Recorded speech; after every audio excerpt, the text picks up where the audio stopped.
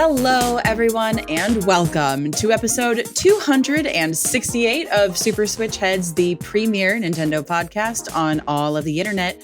My name is Summer Rain. My name is Jordan Willis. My name is David Howe, and boy, oh boy, ladies and gentlemen, we have a very special guest returning to the episode this evening. The one and only Nick Napolitano has joined us once again on the show. It's me for How you two. doing, Nick?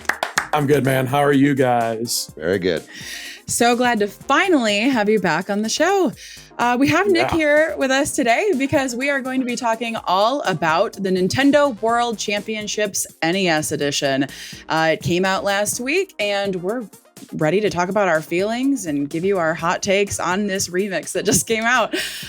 Before we get into that, we're also going to talk about the news from the past week. Like Bethesda GameWorks unionizing, hell yeah. Got a bunch of Splatoon 3 news. Donald Trump is allowed to stream on Twitch again. And Evo certainly happened. But before all that, how's everybody been this week?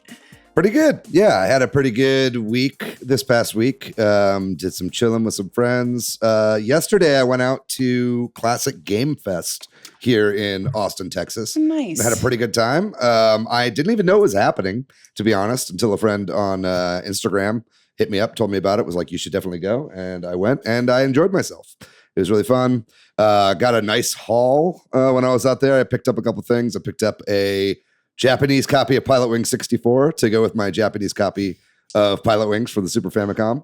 What else did I pick up? I picked up Hatris, the sequel to Tetris, using hats for the Famicom that just made by the Tetris creator, Alexei Pajitnov. I picked up some like old strategy guides and stuff like that, and a Japanese copy of Super Donkey Kong 3 starring Dixie and Dinky Kong, which are their Japanese names for the Super Famicom as well. So they're really just picking up a bunch of Japanese games for way more expensive than I could probably get them in Japan when I actually go. But yeah, other than that, it's been a pretty chill weekend. What about you guys? It was pretty good. I saw Seven Samurai for the first time yesterday. Incredible. Yeah, I can see why it has stood the test of time, why people keep referencing it, and why all your favorite filmmakers will not shut up about this movie. It was great. But yeah, it's like a new 4K restoration. It looked gorgeous. Yeah, it's really nice. But other than that, just applying, there's a couple new gigs in town. So I'm trying to throw my hat into the ring and try to get a little bit of work in the film industry. So we'll see how that goes. It's a bit of a weird time overall, just in general in the film industry. Yeah, that's a whole another conversation. But yeah. Please tell me it's for Twisters 3. Please tell me it's for Twisters 3. More Twisters. I don't know. Twisters Covenant or whatever. What was the Resurrection? Well, it'd just be Twister's Origin or The First Twister or something, they got to go with a prequel. And I like Twister's Origin, The First Twister. Anyway, I don't know. Yeah. How are y'all doing? I'm doing good. I went to the Renaissance Fair, Bristol Renaissance Fair, which is the one that's close to me up in the Chicagoland area. So much fun. Was convinced last minute to bring my Astarion cosplay. And I was so glad that I did, because it hadn't even been 5 minutes of entering those gates and how many gaggles of girls that I would hear around us going, is that Astarion? And I would just turn around and I'd bare my fangs and I'd say, hello, darling. And I brought my ocarina. I was that person. I just, anytime that we were like waiting around for something, I would start playing different tunes from Baldur's Gate 3. So love that. Just got really drunk on mead, and it was a good time all around.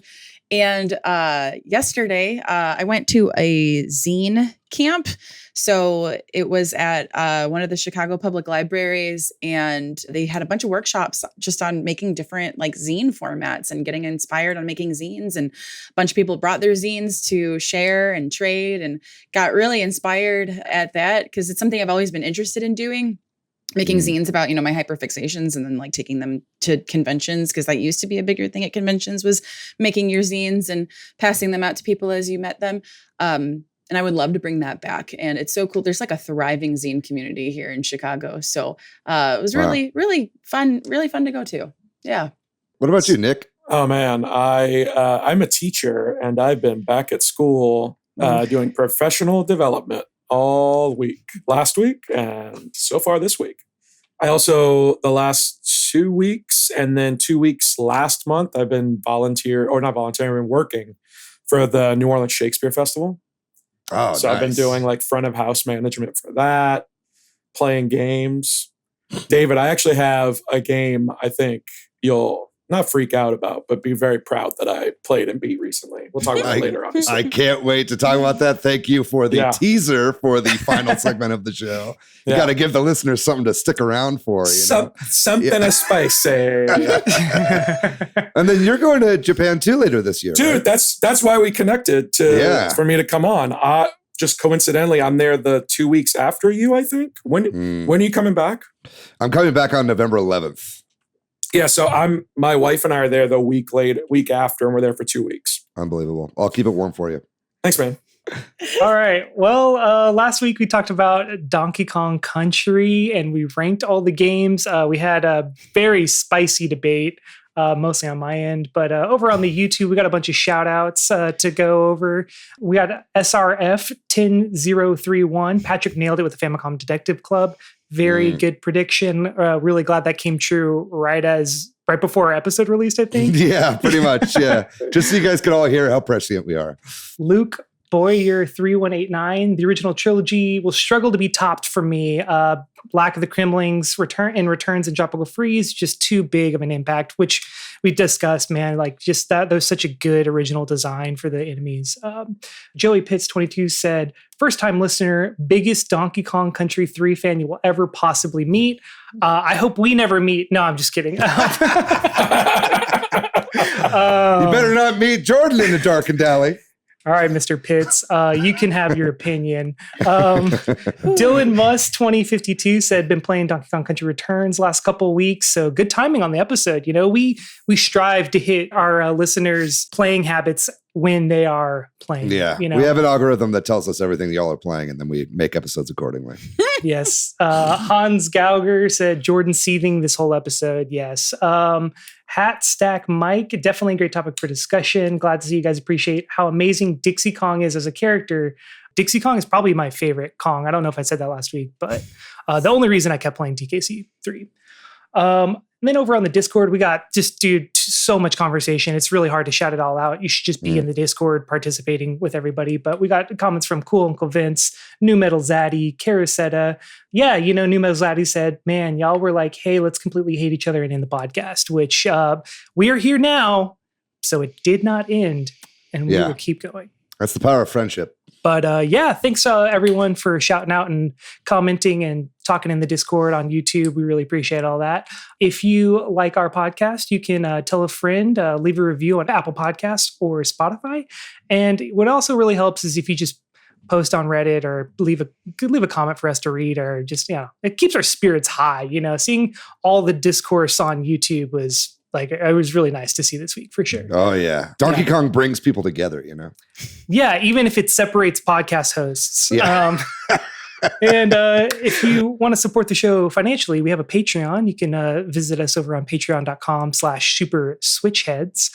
And, also just like and subscribe on YouTube, keep it going, keep the algorithm fresh. And hopefully, one day we'll be at the top of the podcast mountain. I don't know what that is, but what's a hot, fresh algorithm taste like? Little Caesars. Hot and ready. Got it. Yeah.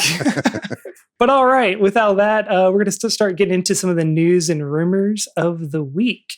First up, we got Bethesda Game Studios unionized, which is massive. That's a really large company to finally have unionization and be recognized by Microsoft as well.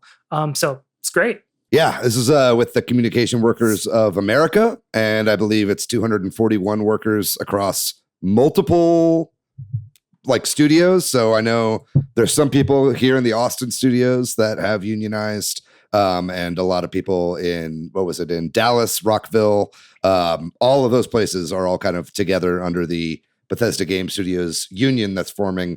This is a really big one, right? Because it's usually it's QA workers, or it's a certain subset of the company, but this is like kind of wall to wall, I think is how they described it, something like that. So it's really nice to see this from such a prominent AAA studio, and one that's owned by Microsoft as well, right? I think this means we're about to start seeing it roll out from other companies, other studios, because this is basically the top, right?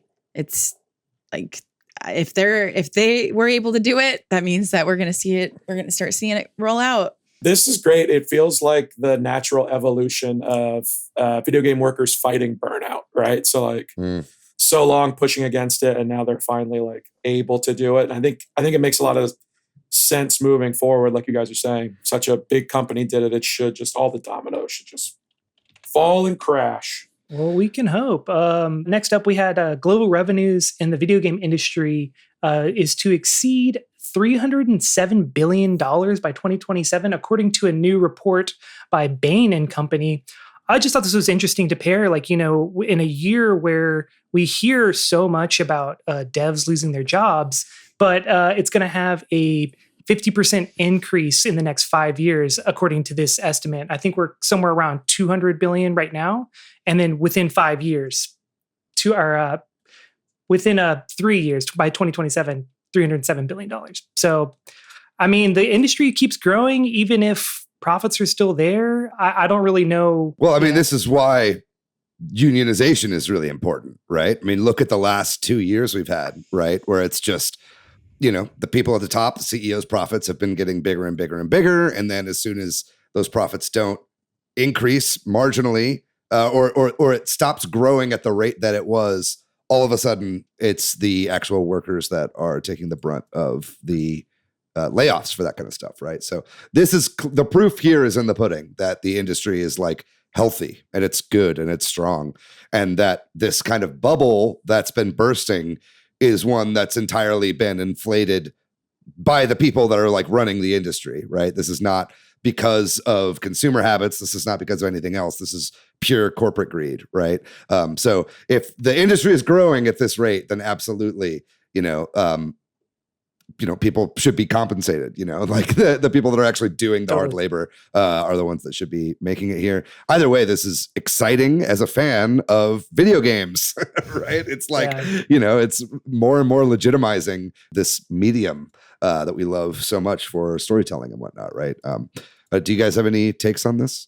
I thought the last thing I thought was interesting was that people age 13, according to this report, people age 13 to 17 spend 40% or more time in video game environments, which more than any other forms of media. So that's like really fascinating to me, because I feel like that marks a trend of like, these are people that are going to continue gaming well into their adulthood. And, I just think it's like fascinating to see with the rise of like a metaverse type of scenario, what that's going to mean, if that's still even going to be a thing. I feel like it's been a big flop as of right now. But I mean, with all these kids coming up who just want to have video games, I'm curious to see if that takes off. But anyway. Yeah, I also think that like MMOs are going to be really popular in like nursing homes, or like online, like as like this generation and even the generation before us like gets older. It's like these kind of connected online gaming environments, especially when you start to lose your like physical faculties, like having these digital environments like when you're old is kind of a cool way to spend some of your like older life, especially if it's come to that point. I don't know, I'm getting a little philosophical too early on this episode, but I don't know, I just kind of like, I could just see that happening quite a bit, and it'd be interesting to see just like how this generation grows old with gaming, right? Yeah. And I think to everyone's point, and then like looping in the retirement home thing, I think the thing that's interesting that's going to continue to grow this number is that right now there is a generation ahead of us that doesn't touch gaming. Right. Yeah. So as it keeps going, it's going to become an entire market. Like it's just going to cover the whole market share. Yeah. Which I think is the thing that'll further legitimize the art form to be an equal to the movie business or the music business, right? Mm-hmm. It always feels like it's right under, and like it doesn't get that respect. But I feel like as it covers all of the market, it'll finally be one of those things.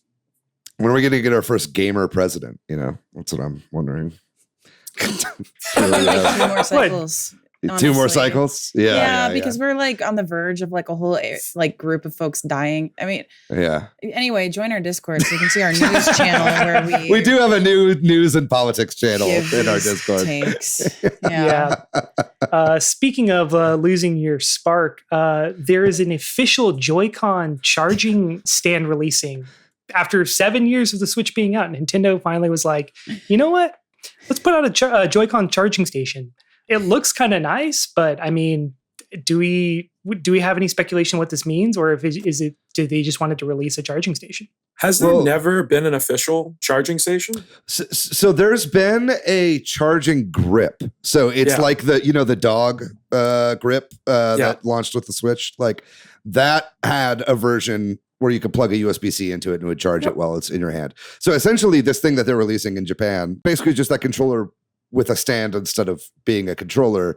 But I mean, the speculation that I'm seeing online right now is that this is Switch 2 related, right? Or Super Switch related, right? Because basically the idea is that, you know, obviously the Joy-Con have had issues throughout the length of the Switch's lifespan. So people are assuming that the Joy-Con, either the rail attachment system or the Joy-Cons themselves, will be getting a major redesign for the next Switch. You'd imagine that the old Joy-Cons would still work with the Switch, but if they can't connect, you need a good solid way to actually charge them, right? So this is kind of one of those things where like any little thing that comes out, people are going to be like, oh, how does this relate to the Super Switch, right? But I do think there's merit to that, and it makes sense, you know, in the same way that Wii remotes worked with the Wii U and GameCube controllers with the Wii.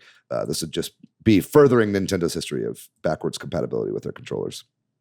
All right. We also got a bunch of Splatoon news, and forgive me, I am not Patrick. I do not play a lot of Splatoon, so I might butcher some of this. But first up, there's a grand festival coming to the Splatoon. If y'all know about this, what is that? I really have no idea. I'm so clueless. I'm also out. I haven't played in a while. Summer, do you want to drive on this one? Sure. The way that they're selling it to us is like what the Grand Festival. It's basically like we have idols in Splatoon, and so all of our idols are coming in together to put on a music festival within the game. There's also going to be a Splatfest. It's basically considered like a giant party all across like all of the different like cities that we currently have in the Splatoon universe.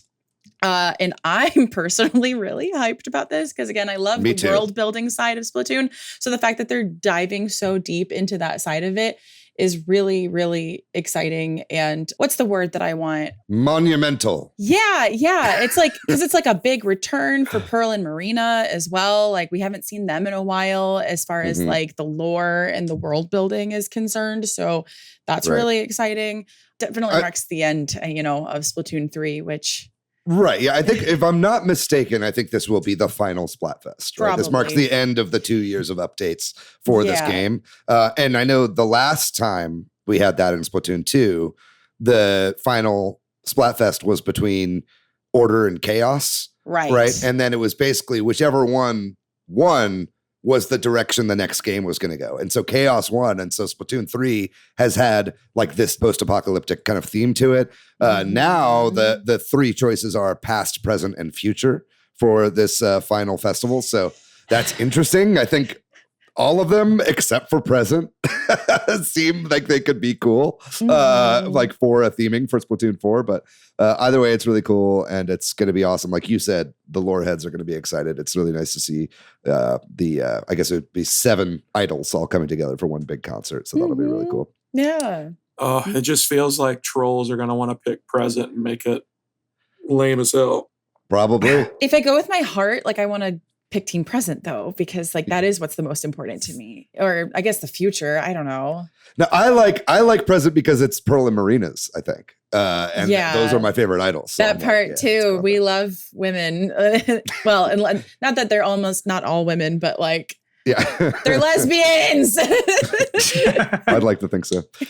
There's also a couple amiibos, or there's like a few amiibos that are coming out, which is pretty exciting because we thought amiibos were dead. We thought they were done. We did a whole episode on the end of Amiibo, right? And I think these are the first ones that are actually being produced after the end of the Smash line, right? So those kind of just snuck in there at the last minute. You've got Pearl and Marina from the Side Order DLC. So it's like their variants from that DLC that came out.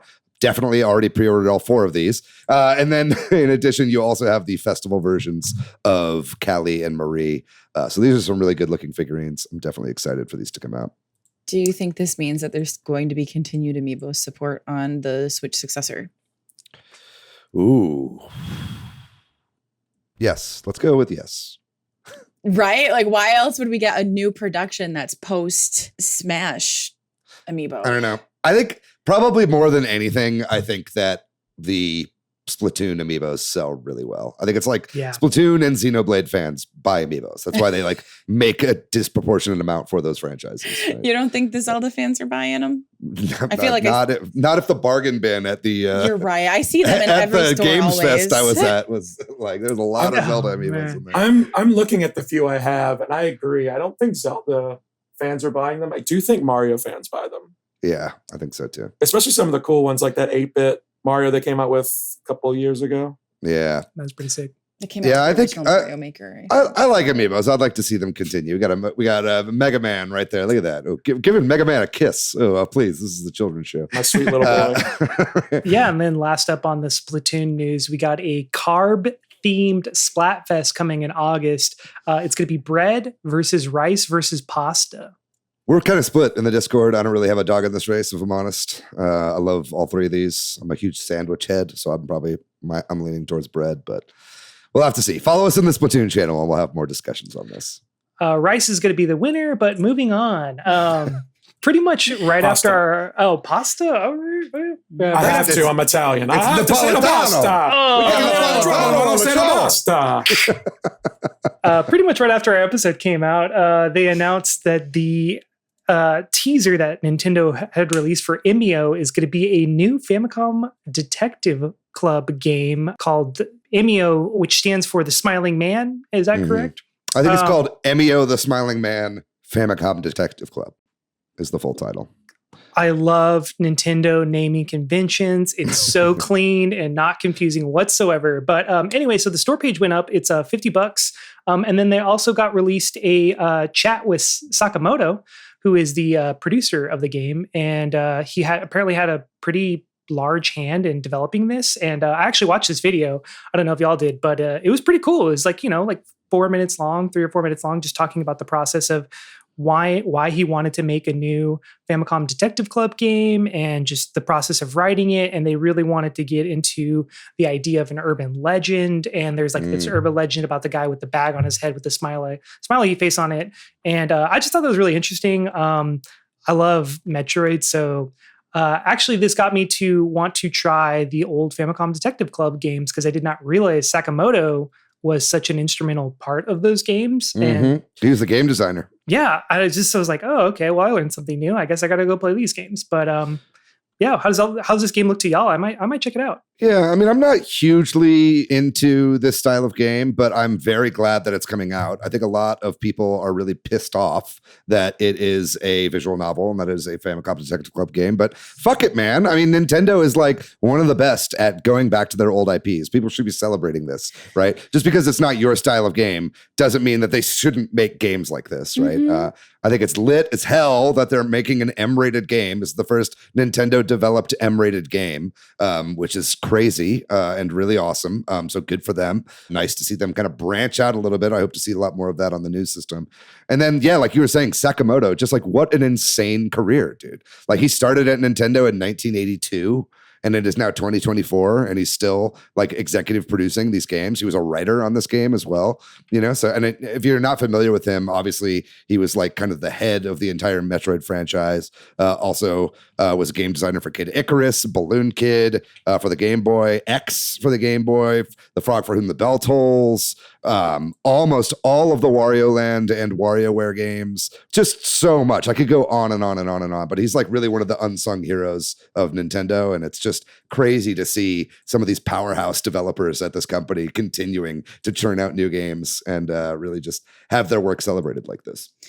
Yeah, I realize that I'm maybe not the best authority on this because I'm well-known baby that doesn't, usually do horror games. But even I know that some of the best horror games out there are visual novels.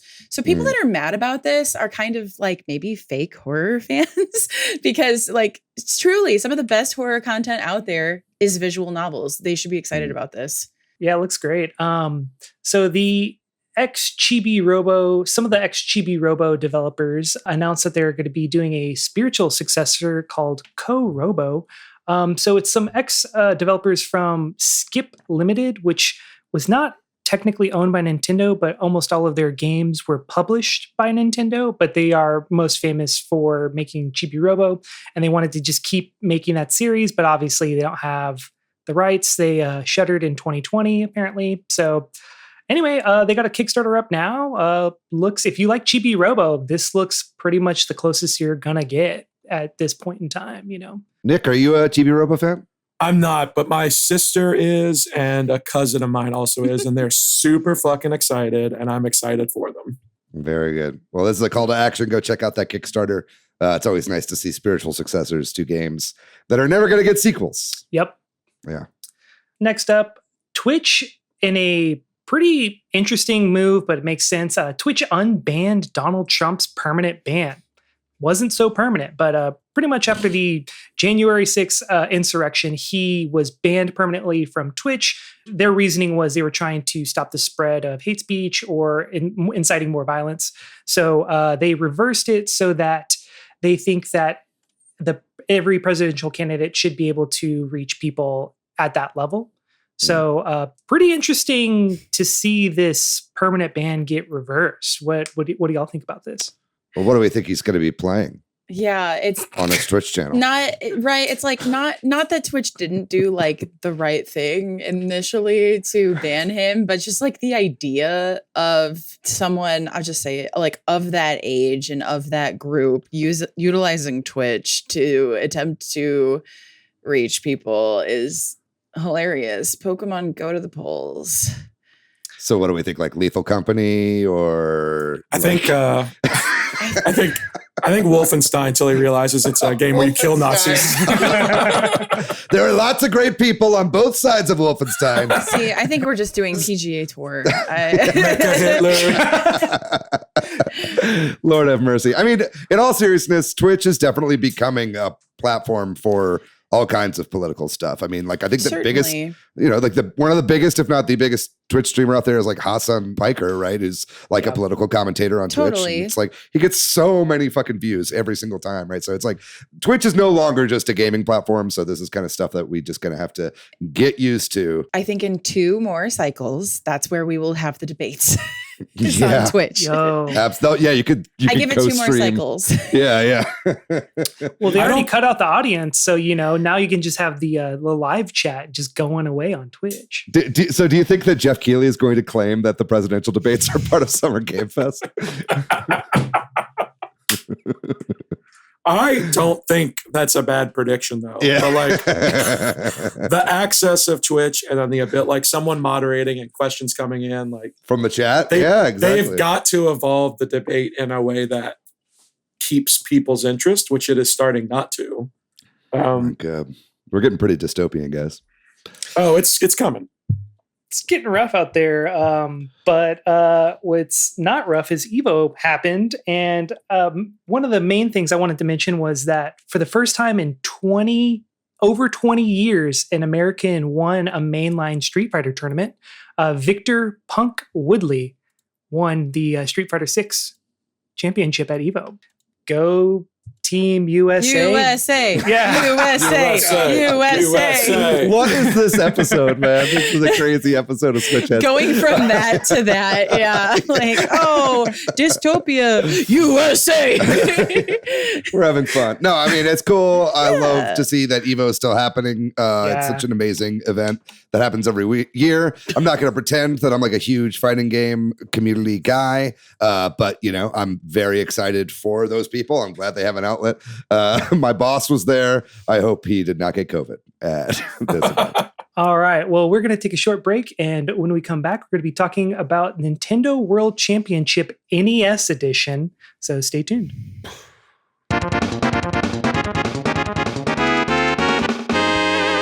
And we're back, and we're going to be talking about Nintendo World Championships NES Edition.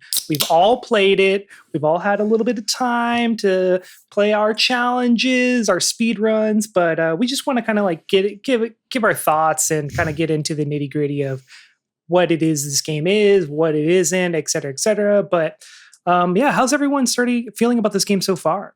I did the thing that I knew I was going to do, which as soon as I put it in, I just crushed all the Zelda challenges. Mm-hmm. So it's definitely a nostalgia engine thing for me of like doing the challenges, remembering those moments in the game, I was like 1 when Zelda came out, but the connection of like playing it and doing these challenges and like having those memories of being very mad and throwing stuff.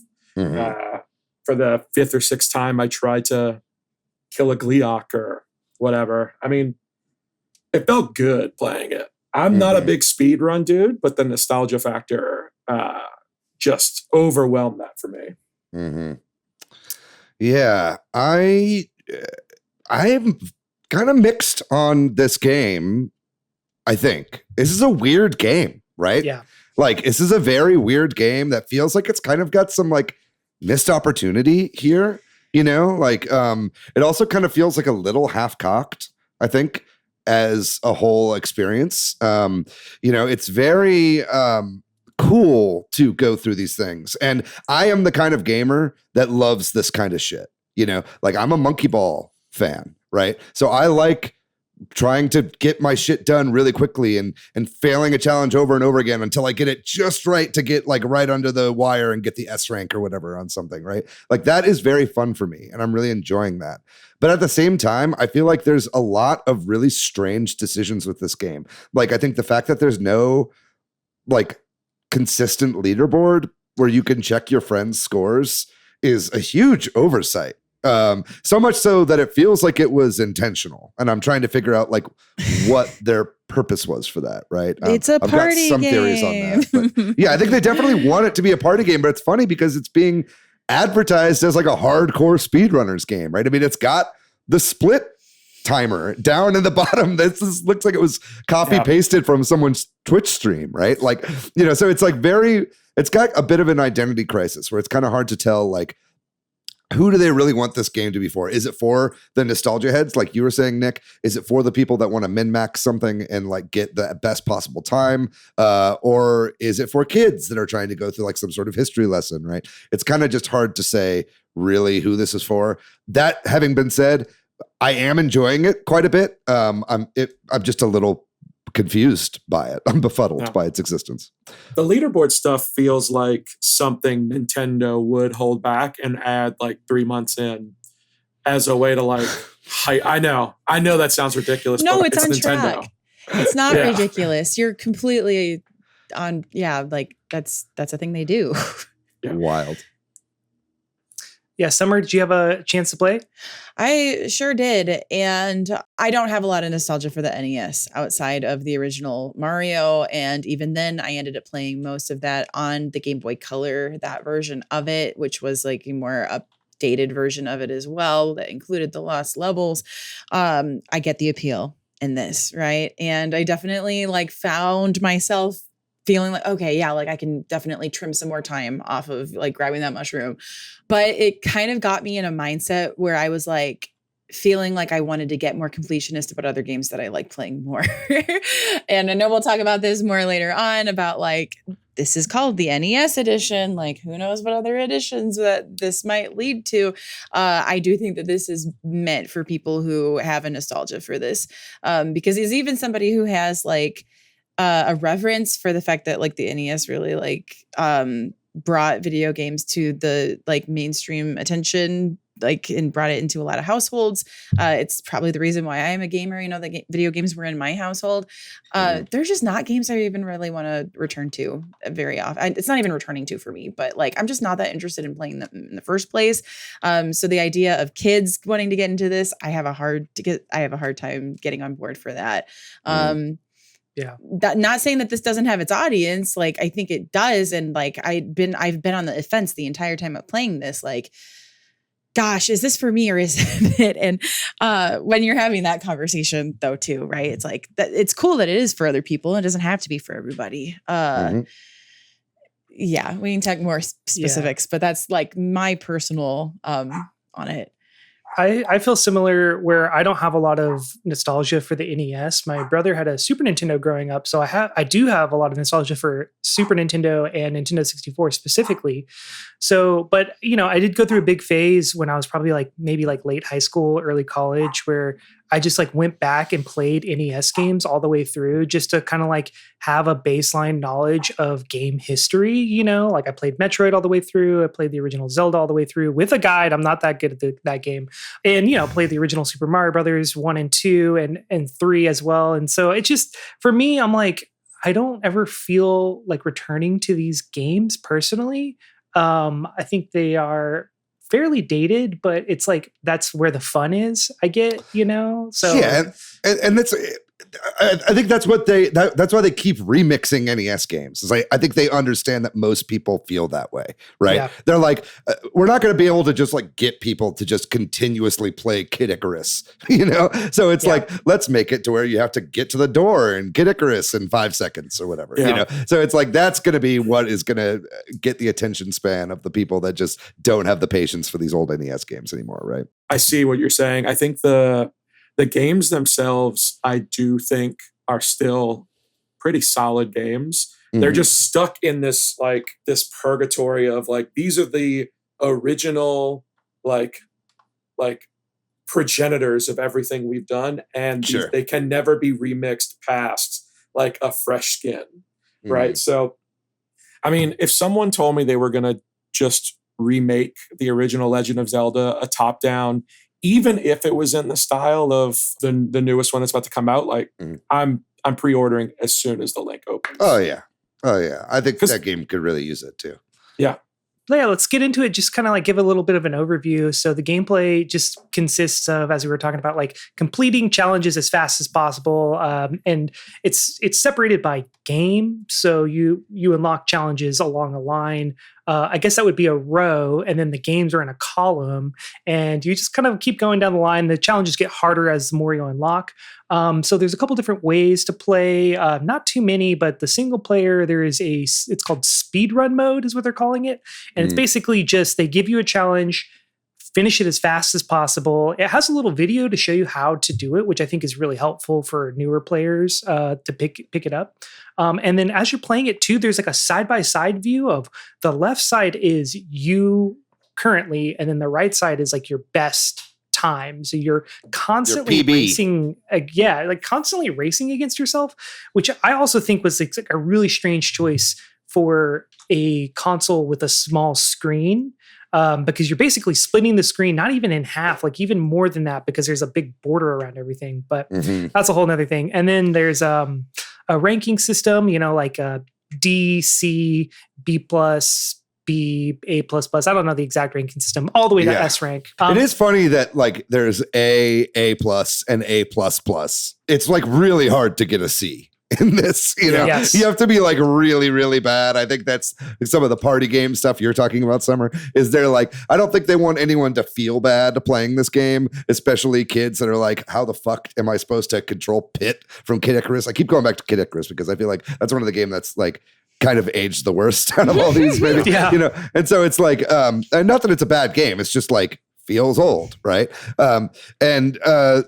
So it's just funny to me that there's before you get to S, there's A plus and A plus plus. And whenever I get an A plus, I'm like, God damn it, what a horrible grade, you know, like, because I know it's like really like a C, you know.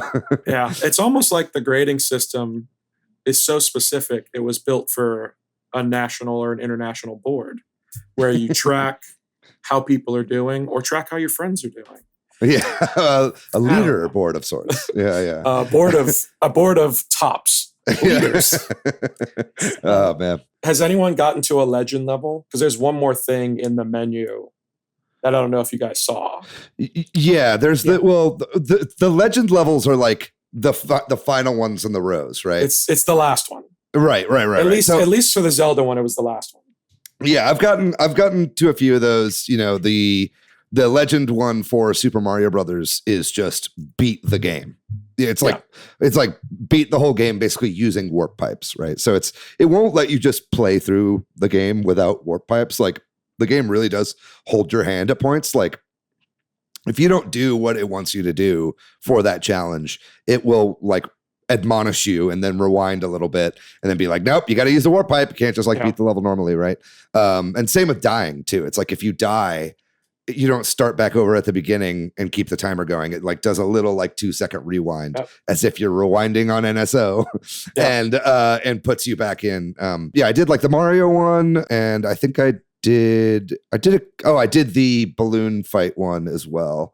But I know when you do all of them, you get like basically a huge legendary thing where it's like all the hardest levels from each one, like, and you have to do them all in a row as like one big long speed run. Yeah. Well, I bring it up too because I was curious to everybody's thought on the classified information thing that comes up, where it basically gives you all the details of what you're supposed to do. I thought it was pretty cool. This is kind of something I wish was in more Nintendo content. I think I mentioned it last week as well, just like how there needs to be the booklets on NSO for every game. That would just be super nice. And that's what this classified information reminds me of. Once you see it, you'll know what I'm talking about. There is a very specific like art style to it in the way they describe it. But yeah, I thought it was really cool. And not to go back too far, but this game almost feels like Training Wheels, Speedrunner.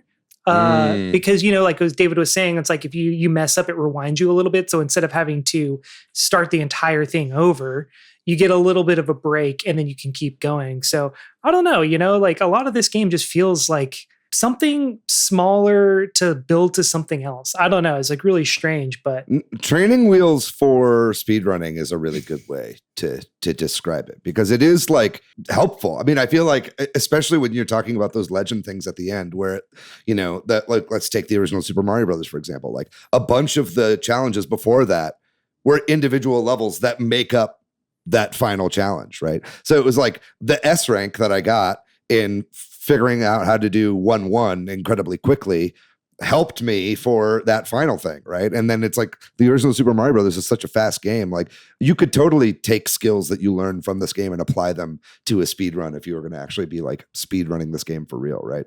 And that's part of where I think this game's potential starts to come into play. I think that this game had a lot of potential to be a tool like that, right? To maybe let you craft your own rules for what you would want to do in each one of these ROMs, right? Like you could use this as like a speedrunning tool, but instead we're kind of stuck with the challenges that we have from Nintendo, which is a lot for maybe the like first week of this game, but I feel like you quickly run through all the challenges of this game and then there's not much to do other than the kind of like online modes, right?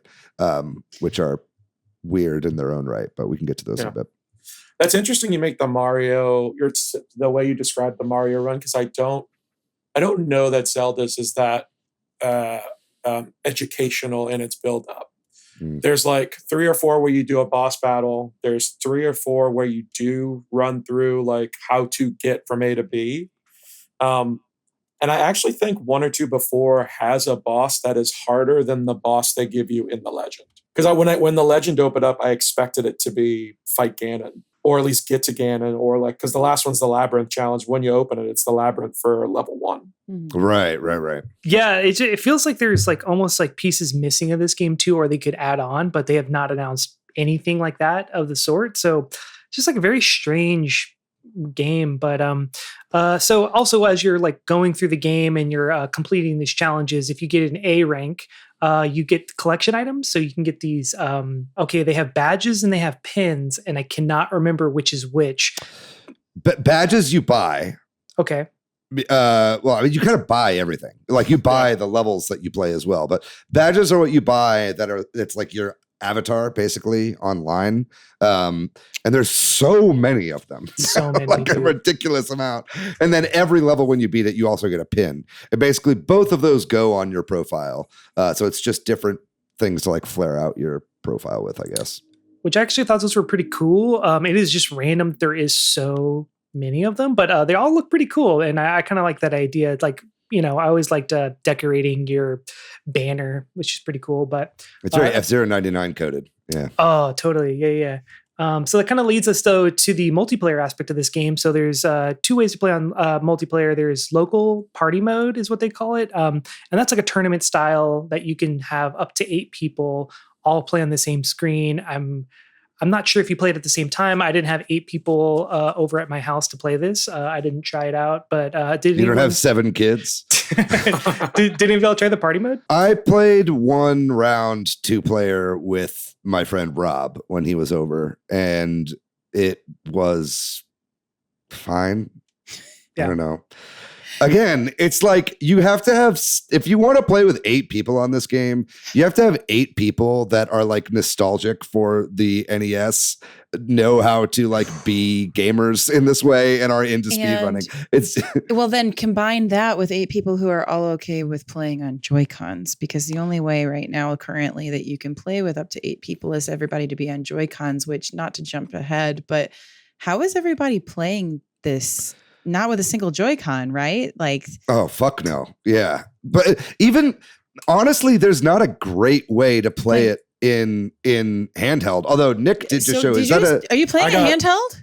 Yeah, I am. That's the Nitro deck, right? That's the Nitro. The Gen 1 Nitro deck. Okay. The D-pad on this is really nice and responsive. So I've been finding it's been pretty good. You're using the D-pad too, though. You got to. I've made so many less mistakes using the D-pad over an analog stick. Oh, yeah. That's definitely the way to play the game. No, I agree. And that's the problem. Like a Nitro deck would be perfect, right? Yeah. But it's like with the Joy-Cons, these 4 little buttons are dog shit for NES games. They're really, really bad. And then the stick is also bad, right? Yeah. So it's like there's not a great way to play this handheld unless you have either, I would say, a Switch Lite, which in that case, the screen size is going to be a problem for you because they make it a lot smaller. Does the Switch Lite have a D-pad? Yes. As opposed to the 4 buttons? Yeah. Okay. Yeah, because you can't detach them. So there's no reason not to have a D-pad, right? Because the whole point of the directional buttons are so you can take this off and have them be buttons on their side. I truly forgot what a Switch Lite looks like. I mean, I don't own one, but it's okay. It's not your fault. There's a Zelda one coming out, so maybe you'll get one soon. But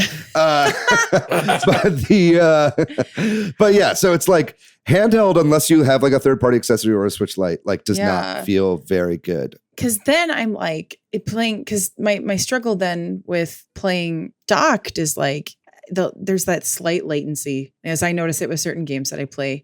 That I've got to want to have a wired controller.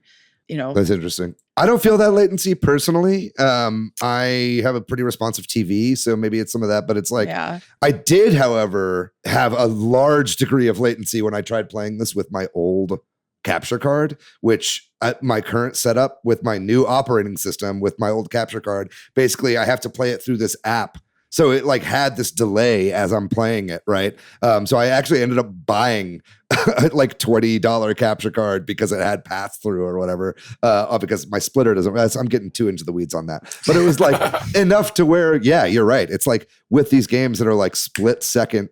Quite literally split second controls. Like you really have to have the best controller. You have to have the best monitor for it. You have to have like everything be as low latency as possible. Otherwise, this game is just unplayable, right? So that's always been a problem. I think the split D-pad on the Switch was just a bad. I mean, I get why they did it, but I think it's been a hindrance to the Switch in handheld mode for the entirety of the Switch's life, because I love to play platformers and they're just not comfortable to play with the split D-pad, right? So, yeah, anyway, sorry, that was a little bit of a tangent there, but yeah, it's very interesting that there's no really good way to play this game. Yeah. Shout out you, David. You told me when I first got my Switch to get the Ori D-pad for the left, and I love that thing because I played so many Metroidvanias back in the day that it just has paid for itself like immensely. And I did try it on this game and it works pretty well as well. So I have one of those. It's just, maybe it's the rails on my Switch or something, but they keep disconnecting, you know, and it doesn't, it's like, it's just not super great for me. It's not it hasn't been a great alternative that I wanted it to be, you know? Yeah. So the other way to play multiplayer kind of is the online way is you're racing against other people's ghosts. And it's an elimination style game. So you get paired in a room with 7 other players for a total of 8 players, including yourself, all playing. You're playing at the same time as their speed times are playing, and you're trying to beat them. But this is only in correct me if I'm wrong, but there's like the way that you can play where there's like a tournament that happens weekly. The one that you're talking about is survival mode. These are both of these modes are actually weekly. They have like every Monday, basically, this game cycles out new content for the online. What you were referring to, that kind of elimination mode, is survival mode. And that is, that's what it sounds like. You're racing against other people's ghosts, and you are basically, it's like the top 4 progress, then the top 2 progress, and then it's you versus the last guy if you've made it that far. And it's pretty hard. There's like a silver version of that, which is not that bad, and then there's the gold version, which is pretty fucking hard. And those are I don't know that I think I've beaten one of those, the gold ones, but I've beaten the silver a couple times. But those levels will cycle out every week.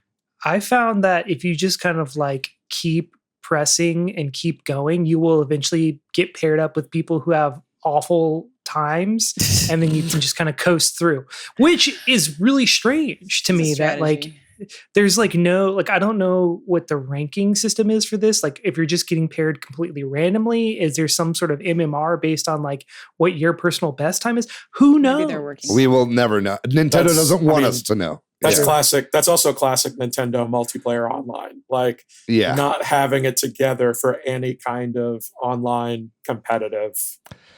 Yeah, it's frustrating. To be honest, I don't really mind that. You know, I think this game would not work.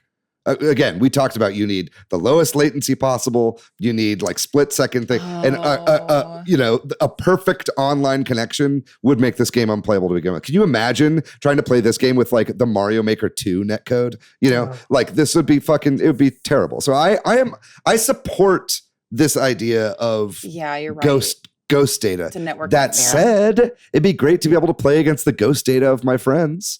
It'd be great to be able to have a lot more variability there, not be beholden to this like week of whatever, because especially with the survival mode, you know, that you do that once and you're kind of done, you know, and that's like that would make sense. I think survival mode would make more sense if it was once per day. Right. Now the other mode that I like is World Championships mode. And this is kind of like, I feel like this is the reason to like get the game, right? And it's like, or at least to continue playing, I guess. And it basically gives you 5 challenges from the challenges that all exist in the thing. But like, this is where the actual competition and where the leaderboards actually come into play. So there are leaderboards for this game, but they just drop them every Monday. You don't know what they are until basically you have a week to like get your time down to like the best that it possibly can be for that particular thing. And so this has been fun seeing people post their times and whatever. And it also does this cheeky thing where it shows you like, I've got my recent results here. And it like tells you like, I was born in 1988. So it like gives me the results of like all the people that were also born in 1998. You know, and I'm a little embarrassed to show because it's not very good, but, you know, I've got at least that. But again, I don't care about other people that were born in 1988. I care about my friends, you know, I want to know like how they're doing, you know? So it's like, you know, cause I got really into that with something like Neon White or whatever, right? Like that was such a fun game to compare like times with and try to get the gold on every level. But I don't know, for this one, I just, It's just such a strange choice.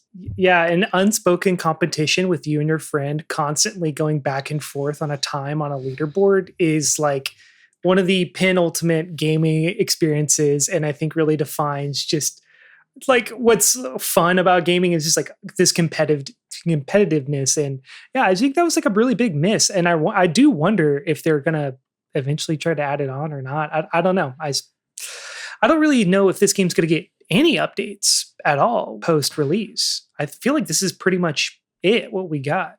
I'd be kind of surprised if it didn't, because it's not even all of the games that were included in the original cartridge as well, right? Like, again, shout out to David. Oh, you mean like the World Championships cartridge? Where's Tetris? Yeah, exactly. Oh shit, yeah. Yeah, I mean, it's all just Nintendo developed and published games. Like they don't have any third-party games in this. There are third-party games in the list where you can like pick your favorite NES game, which has pretty much every NES game ever made, and you could put on there. So we should all be putting Yonoid because that's the Domino's game. But which is in there. You can select Yonoid. I had it on there for a while before I changed it to Star Tropics. But you think it's a licensing thing? I think it is a licensing thing. I think it's also they just wanted to keep this game cheap. You know, they might not update this at all because it might just be something that they put out, you know, for $30 and they call it a day. And it's, you know, it's like a fun thing you play for a little bit of time, but then that's it. Right. And it's not like a forever online game like F-Zero 99 or Tetris 99 that gets continuous updates. Right. Yeah, I think the only update I expect at this point is the ability to watch the wizard after you've done all the challenges. That would be nice. Just dated myself with that reference. No, we've talked about the wizard on the show. Oh yeah, just not this episode yet. Do y'all have any particular thoughts about the UI and just like the aesthetics of the entire package itself? I love it. It definitely gives me. I'll start with this. The logo for the game bothers me a bit because it's obviously hearkening back to the championships, but that was so overused in like nostalgia print in the 2000s and the 2010s. I just wish I could have seen what's the next evolution that they could have branded this with that would make more sense if we are going to see NES, SNES, 64, Yeah. Besides that, I love it. I like the logo. Fun. I think the logo's cute. Yeah. I mean that opening screen. Come on. It all feels it feels good. It feels slick. That's the word. It feels slick, and it like reminds me of 80s, 90s competitions. Before we get too far into like an NES remix comparison, I do think the UI in this is a improvement. Like it just feels cleaner and easier to like navigate and everything like that. It does also fall in line with, it feels like a NSO release online game, like something that would be included with your NSO subscription. Like it feels like the menus feel like Tetris 99 or F-Zero 99, like something like that, which to me is just like really makes it more of like a cognitive dissonance. It was like, was this supposed to be like an add-on to the NSO, or was there a late edition? Pivoted at the last second or whatever. Yeah. I can't really tell.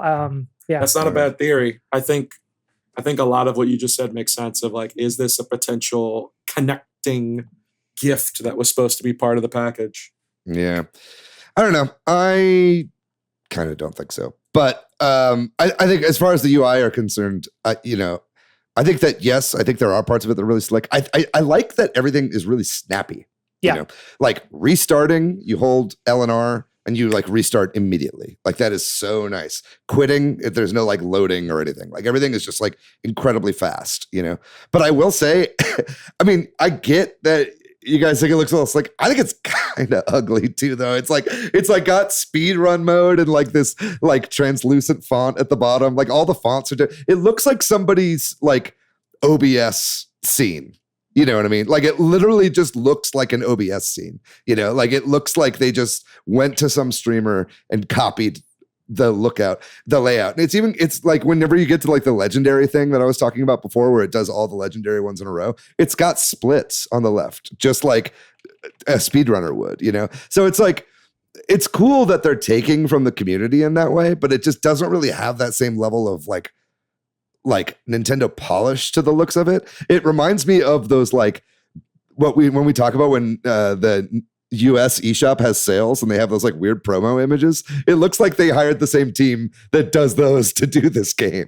You know what I mean? Which again, I'm not saying is a bad thing. I'm not saying that I don't like it. It's just like, it's just odd. I'm just not used to that. It's not part of Nintendo's usual aesthetic, right? I think to your point of like ripping off of OBS, I obviously think like if I'm looking at those templates, where's OBS getting them from? Like they were ripping early 90s Nintendo look. That's true. That's true. It's the circle. I do think like this game feels like a streamer game. And as I was playing it, and I feel like that ties into the aesthetic. Like they were like, oh, we want people to stream this game. We want speedrunners to stream it. So I feel like that was almost like on purpose. Yeah, I agree. Yeah. But so it didn't really bother me as much. But yeah, I mean, for the music in the game, we mostly just got all the classic NES tunes, which is cool. Feels almost like a missed opportunity to have like some sort of music player in this game would be really nice with just like all the songs from all the different games, so that I can turn on my Nintendo Worldwide Championship NES Edition, plug in my headphones and throw it in my bag and listen to all my favorite NES tunes on the go. Best way to play Nintendo music. Know? Yeah. No, we got smashed for that. Yeah. I think the music from like the game and the menus and stuff are pretty good. I think it's working for the most part. When you're doing the elimination mode, there's constantly like crowd cheering noises and people are like screaming, and it's like it sounds like you're in a stadium. That would be really annoying really fast if that was in any mode other than that mode because it's like constant, right? But because it's just that one mode, I find it charming rather than obnoxious. But yeah, I think overall the music and audio is good for this game. I think they did a good job. Just a correction, I feel like it's not a stadium. We're supposed to feel like we're in a mall. Yeah, I suppose you're right. Yeah. So I know two of us on this podcast got the physical edition of this game, which is one of the cooler parts of this game is they had, a $30 digital release and then a $60 physical release as well with just a bunch of cool stuff. So Nick, do you want to show us your physical edition? Yes, this is my physical edition of Nintendo World Championships NES Edition. The box is very nice. We know the boxes are. I think there's a thing in this at the bottom that'll come out last that I said this earlier, you guys. I would pay a lot of money to have a lot of these things. The first thing is this beautiful NES gold cart, reminiscent of the actual carts from the competition. The original carts were silver and the championship cart was gold, right? Am I remember that correctly? Yeah. All right. I'll come back to this for the thing I talked about at the end. Does it have a good weight to it? I don't like the weight because it's missing. Hold on. It's missing the weight of the guts. So it feels not like it should. But it's clearly meant to just live on a shelf, Yeah. And it's not just I'm comparing a real cart and this cart. It's not by much. It's maybe a couple ounces, but I can feel it because Anyway, I get it. Anyway, case pretty standard. Man, David, I actually feel like the thing I'm about to crack into was probably more your wheelhouse. The cards. Oh yeah. Yeah, I think I'm gonna frame them and do the whole lovely collage of somewhere on my wall. Yeah, so it's not the best part of the cards, by the way. So I'll go through them quickly. Each of the games sends you the card or have the card in there in the package. Yeah, basically just the big box arts of all the 13 games. But here's the tough part for me. I think the backs are better. Oh. Yeah, there's a bunch of like I love this one for Lost Levels. Nice. It's like Speedy Luigi, Adventure of Link, Mario 3, Balloon Fight, Ice Climbers. They could have printed this on like a shittier cardstock, and it's actually nice, solid cardstock that I think will tolerate framing well. I don't know. I'm trying to vamp and add stuff. Oh, the gold cart came with a classic sleeve. Oh, nice. Yeah. My personal favorite of a display thing, these pins. I think the pins are some of the slickest pins they've ever come out with. Yeah. Like I have the Mario pins. I have a couple Zelda pins that they did, but these are just like beautiful and this feels like if I was going to if I went back to the 90s and did a world championship, every stop that I go along the way, I'm supposed to get one of these pins. Yeah. And that pin in the middle is for a champion, right? And I know I'm going to disappoint a little bit when I get to this because it's not as exciting as some of the other pieces. But I think this might be the greatest display collector piece that Nintendo has ever created. For those of you that can't see, it's a cartridge holder, an NES cartridge holder to display your games. Yeah. And I would buy a crate of these to just have. It feels really nice too. It feels really well done. This is another thing that would have been really easy for them to pay pennies to get done. And I'm sure they still paid pennies, but it's got a nice weight. It feels like it can live on a shelf with some other stuff and not collapse with a simple touch. Can you fit a regular NES cartridge on that or only an empty one? Let's find out. I'm gonna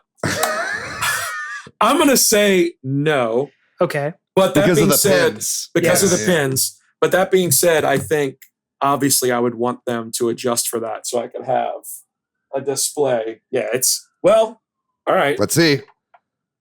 Don't scratch up those pins. Oh, come on. No. Come on. Don't be a coward. Slam it down. No, you're right, though. It's like I've got that Fire Emblem NES thing. It'd be great to have something that I could put that up, but it's like I have no stand for that, you know? And that's acrylic. It looks just like it. I was really disappointed that game didn't come with a stand as well. Yeah. All in all, pretty beautiful collection.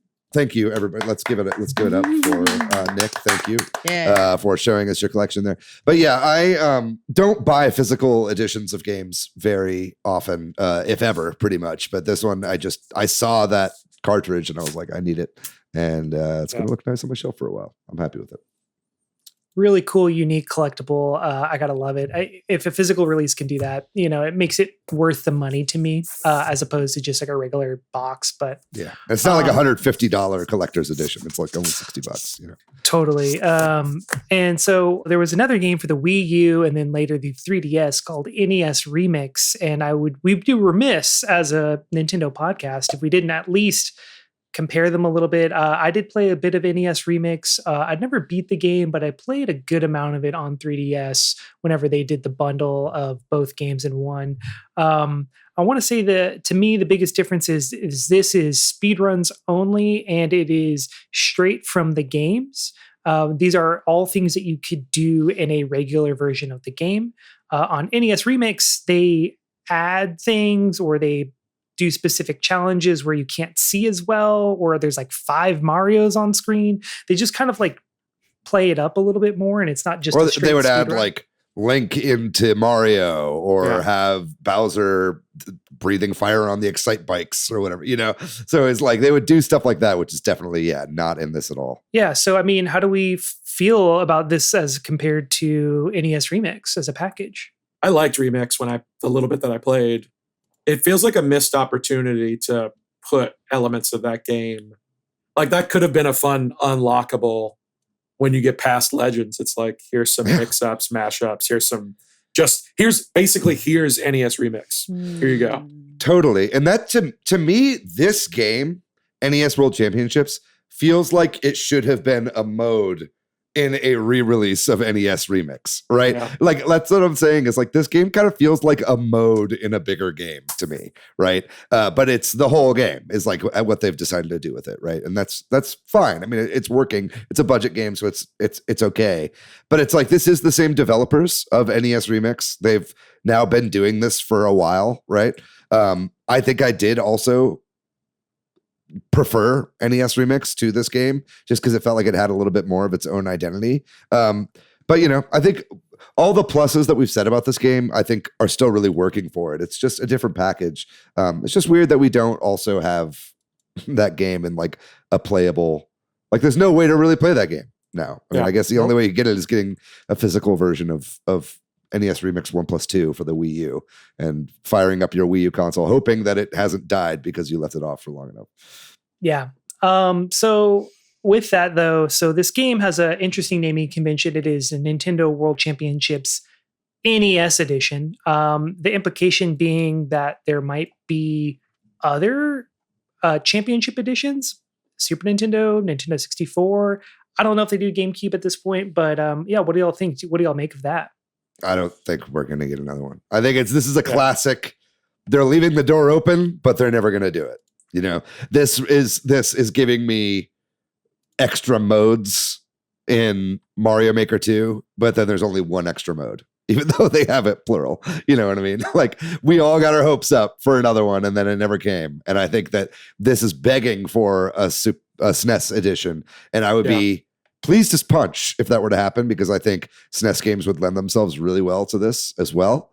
I mean, I don't think we're going to be even getting extra games in this game. Like, I don't think they'll be adding more NES games into this. I mean, I'd love to be wrong about both of these, right? But I mean, N64 in particular, I feel like would be really hard to get this going right. Yeah, we see stuff like WarioWare remixing N64 games every once in a while, but those are like completely made up for the WarioWare like engine. They aren't like actually playing those ROMs, right? Oh, I would love to have a shelf of all gold carts and even some gold discs. Like, I would love to have a gold Nintendo World Championship GameCube disc that's on display as well. Yeah. This feels like, it obviously feels like what they did with SNES and NES Classic in a way, where there's this like really cool limited edition thing. This isn't limited edition, obviously. Maybe the special edition is, but it feels like a really cool thing. And when I was thinking of it today, because this is the thing that kept popping in my head while I was thinking of things to talk about, this kind of feels to me, if I'm like coming off of NES and SNES Classic, and like whatever problems they had to not get to N64 Classic, then like, what's the list of things we can do to replace, or maybe what's the next nostalgia thing we can do that's away from making tiny physical systems? I don't know if that's true. That's just speculation in my brain that happened. It feels in the same vein of that stuff, but I just don't see them doing a SNES. Well, I think I feel like the last thing we got before this was like those Game & Watches, right? The Mario Game & Watch and the Zelda Game & Watch again, which was like, then it was Kirby's anniversary and there was nothing. You know, it was like they did two of the things and then they were like, we're done, right? So it is odd that they do these like kind of limited like nostalgia plays, and then they leave the door open for all this new stuff, but they never really follow through on it, right? It's also amazing to me that they haven't done a hard Game Boy thing or a hard N64 thing. Like, it's been long enough that you're gonna have, I mean, Game Boy for sure, but there's gonna be people who feel about the 64 like I feel about the NES. Just do it, put it out. But that's, what do I know? That's me. I mean, like we were talking earlier about like the gaming audience is aging, and as we age, we get money, and it's like I have money to spend on nerd shit now, but I don't have like the nostalgia for the NES, which is what they keep making things for. So I would love a SNES one, man, or a Nintendo 64. A gold 64 cart would be. Yeah, I mean, that would be awesome. I would love an N64 Classic, like a mini console. Yeah. I've got the PlayStation Classic, which is dog shit, but I love displaying it, you know? But it's like, anyway, I think the obvious answer here is Nintendo Switch Online. The NES Classic came out before there was a Nintendo Switch Online. And then the Super Nintendo Classic came out, I think, after NSO had like just launched, but I guess it had just come out and at that point was paid. I forget. At first it wasn't paid on the Switch, but it didn't come with the games yet, I believe. And then when the NES games came out, that's when it was a paid subscription, right?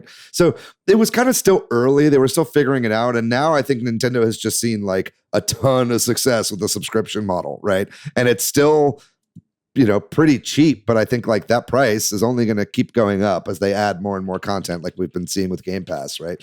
I don't think it's going to get that expensive, obviously, but you know, still, I just think that they want to do stuff like this, you know, but that's why none of these games are fully playable in this package, is because if you want to play the full games, you got to subscribe to Nintendo Switch Online, right? So I think they're going to keep doing things that like tease out stuff, but I don't know that they're going to do anything that jeopardizes that, you know, monthly or yearly subscription fee.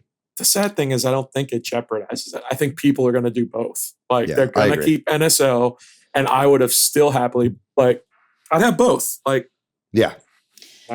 You would I need agree. NSO in order to be able to use the online functionality of this anyway, right? Yeah. Yeah. Although, I mean, you wouldn't be missing out on too much. No, I don't see an audience that's buying this game that isn't subscribed to NSO. Yeah, I agree. I'm just curious about, like, do y'all think you're going to keep playing this game? Like what's the longevity like of y'all personally? Personally, I think I will unlock all of the challenges, Mm-hmm. and that's it. I don't think I really see myself playing this week to week, doing all the new worldwide championships. So it's not hooking you. It's hooking me a bit because I was going to say, like, I started this game. I was like, oh, I'll just fire it up. I'll play a little bit. It was like 12:30. And then I looked at the clock and it was 2:15 in the morning. I was like, what just happened? I just entered like a time warp. And I think that's powerful in and of itself. Like it is kind of addicting. It taps into that, like, just one more try, just one more try, just one more try. So I do want to keep playing for that and just like see all the challenges that they have. But once I do all the challenges and I get at least an A in it, I think I will be done. Yeah. Oh, really? All you need is an A? Yeah, I don't care. Wow. I can't let myself get anything less than an S. See, I'm grinding all of these until I get S rank, you know, and it's like, and I haven't played a lot of the challenges because I've spent a long time just replaying a 2-second bit of Mario Brothers in order to get an S rank, you know? And so it's like, so I think I'll probably get more out of it than you, Jordan, just because I have at least that challenge for myself that I want to beat. Like that's why they don't have replays and leaderboards where you can just like watch the person who has first place for every single challenge. Cause then you would just know exactly what to do in order to min max and get your time up to an S, you know? I think that they want you to figure out, oh, okay, well, if I do this, I get a fraction of a second time save, right? You know, so that is fun to me, and I'm enjoying it. There are speedrun.com leaderboards for every single one of these challenges. So it's like the internet has leaderboards where you can submit your times. So it's like the community has already done what Nintendo don't on this one, right? You know, that said, yeah, I mean, I unless they add a ton more stuff to this, like I could see myself playing this for a little bit more, like in the immediate future, especially now that, you know, there are people I follow on Twitter that are sharing their times, and that's exciting. And I'm kind of getting into that. And that's fun now while it's in the zeitgeist. But I do think that unless they add more content, this is going to die out pretty quick. Yeah. I could see myself being a long-term fan of this if they do continue to like foster a community for it through continued like challenges and content. Because like we've been saying, it doesn't take that long to unlock new challenges, but if they continue to add more potentially, which I could see it going either way. I could see them leaving it this way. I could also see, Switch sports, you know, we just got basketball. Like in a year we'll get Tetris. That's what's going to happen. Yeah, we have been pretty critical of this game, and I think that there's a good reason for that. And I think it's a very odd release. But honestly, if you're the kind of person that would enjoy this, you know, if you are or not, you know, this game is not for everybody. I think a lot of people would just be like, fuck this game. But I think that like people that are into this kind of thing, I think that you will at least get your money's worth out of this. You know, I think $30 for this is not the end of the world. Would have loved it if it was like maybe 20, you know, or had been free, you know, with a subscription. Obviously, I think that would have been best. But I think there's definitely a certain demographic of people that will like this. I am one of those people, even though I see its flaws, and I am enjoying it for what it's worth. Cool. Nick, any last thoughts before we take a quick break? Oh, man, I just wish Nintendo would come up with a complete package before they dropped it on our doorsteps. And I agree, it should have been $20. Yeah. There you go. Well, all right. Well, we're going to take a quick break, and then we're going to come back and talk all about the games we've been playing besides Nintendo World Championship NES Edition. Yeah, so I've been playing after last week's episode. I kept going on the Donkey Kong Country train. I kept going with Tropical Freeze. I'm going to beat this game. I currently have beaten 3 K levels, and I am on the World 6 boss. So if you play the game, you know what that means. I'm close to being done with my time with it, but I'm still just loving it. so well made. That being said, I did go back and finish my playthrough of Donkey Kong Country 2, Diddy's Kong Quest. Finish that out, beat K. Rool at the top of a mountain. I can't remember. Anyway, it was great.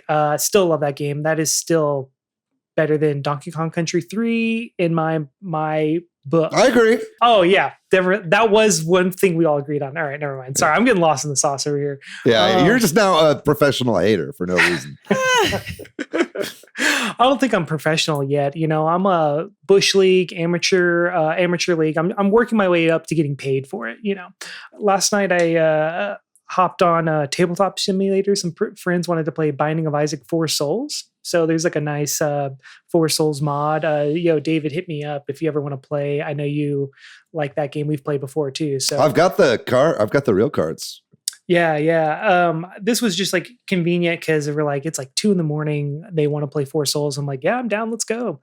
But I cannot imagine starting that game with friends at 2 a.m. Post Restaurant World friends, it's very strange. All these people that I used to work with at Alamo have like real crazy hours sometimes. So we'll be playing at like 2 a.m. But anyway, shout out them. Nice folks. But before that, I was playing Nintendo Switch Sports with David in his stream. We played basketball and golf. Is that right? Played basketball and golf with the 4 of us. Yeah. Yeah. And then it was really fun to play golf. I had not really played a round of golf. I had just done the tutorial. And we had someone in your stream come in and just absolutely dominate us in golf. Yeah. They had like -11. Zombie killer. Zombie. Wow. Shout out Zombie Killer. Shout out Zombie Killer. I was last place, I think, both David times and Jordan Killer. whatever. Yeah, they had like 1,000 hours on the game. It was like, okay, well, we're about to get bodied. That's nuts. Yeah. Yeah.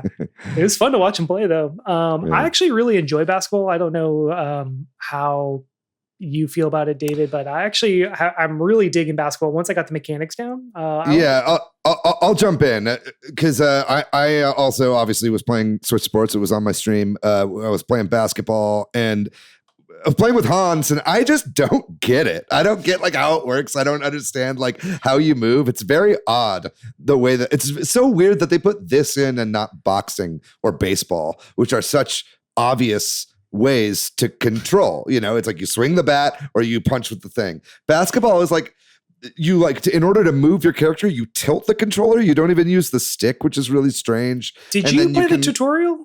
I did not play the tutorial, so that's probably why.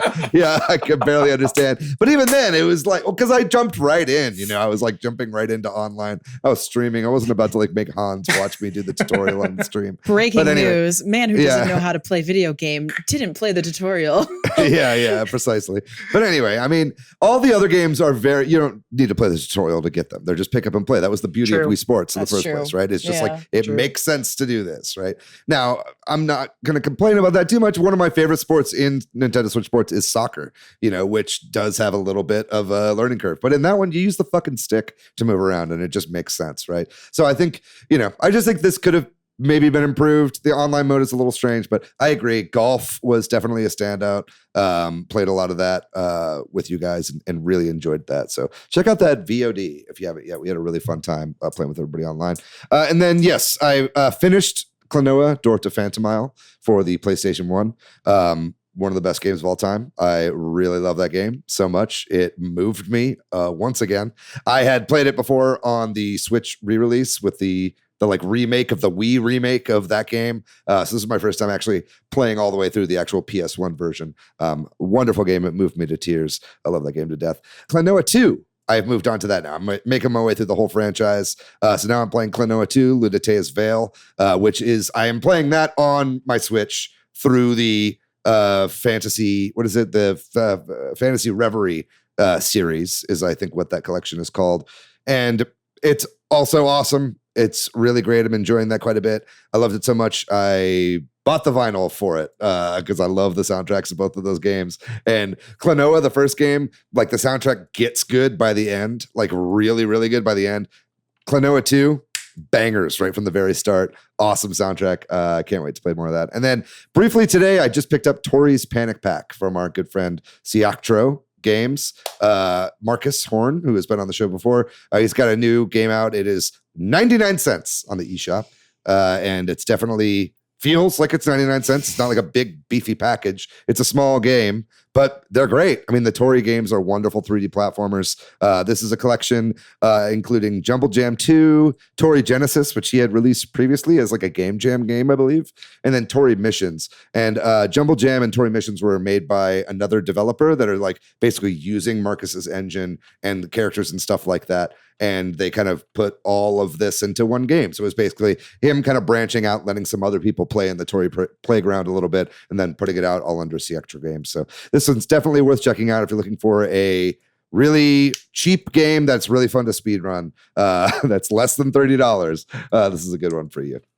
What about you, Summer?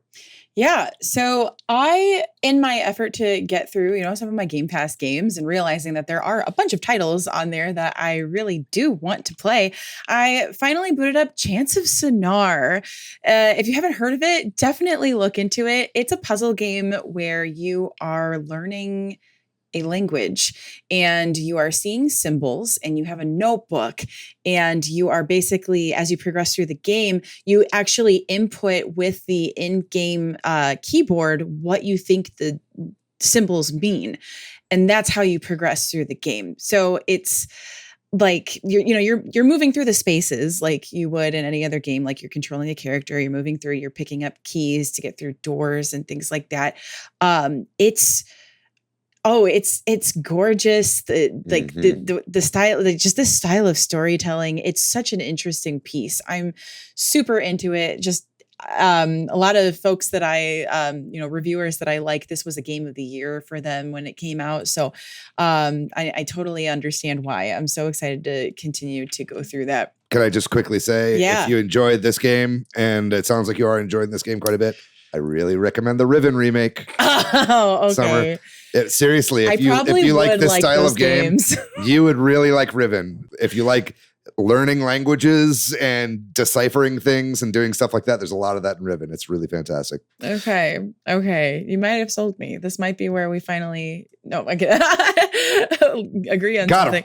I am also just on the topic of games that continue to provide unexpected free updates.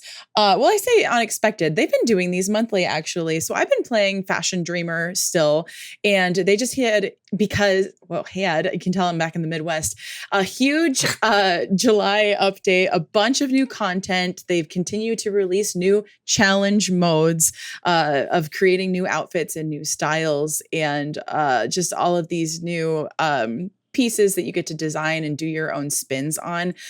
New hairstyles, new hair accessories. That's a big component. I'm super into it, especially because we're getting like a lot of more J fashion styles, like Harajuku fashion. So it's really cool to see a lot of those more, I'll say like progressive streetwear that we didn't necessarily have in some of the previous style savvy trendsetter games.